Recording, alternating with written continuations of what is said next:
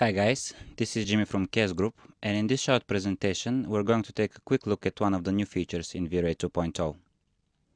So I have this simple scene and I have three materials inside, and I'm just going to assign some textures to those materials. I'm going to select bitmap and find my textures.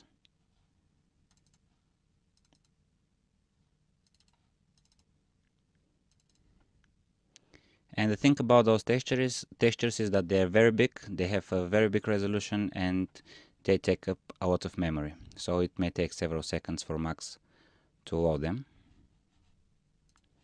I'm very quickly going to add a texture for each material.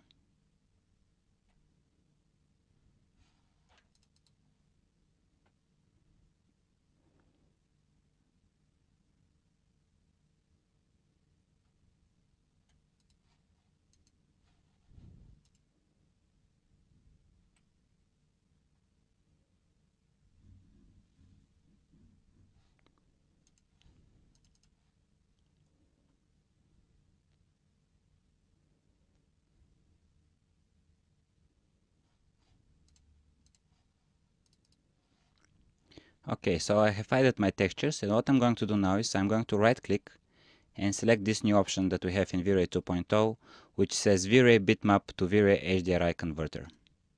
What this will do, it will turn all my bitmaps into tiled EXRs.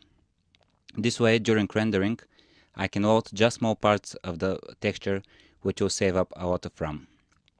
So I'm going to click convert, and I have some options about the conversion. I can choose the compression method.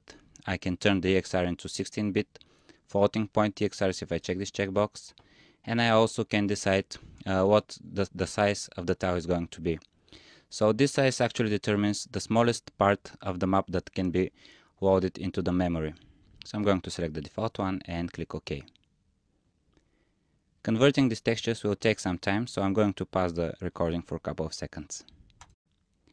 Okay, so V-Ray has converted my textures into OpenEXR files, and if I open the Slate material editor, you'll see that instead of the bitmap slots, we now have V-Ray HDRIs. So we are now using the V-Ray HDRI texture to load the actual EXR files. And if I go to the folder where my textures are, you will be actually able to see the EXRs that V-Ray created. And if I select them and click properties, you'll see that altogether they're around 800 megabytes. The cool thing about this new feature, however, is that V-Ray is not going to add those 800 megabytes into the memory during rendering. Instead, when I hit render, V-Ray will just load the parts of the map that are necessary for the rendering, and it will load those parts bucket for bucket, and this way you'll save a lot of memory. And this feature is pretty useful, especially when you have very complex scenes with many textures and you don't have that much RAM. This option can be very useful to you. So as you can see, this image was rendered very quickly, and in the end this is the image we get.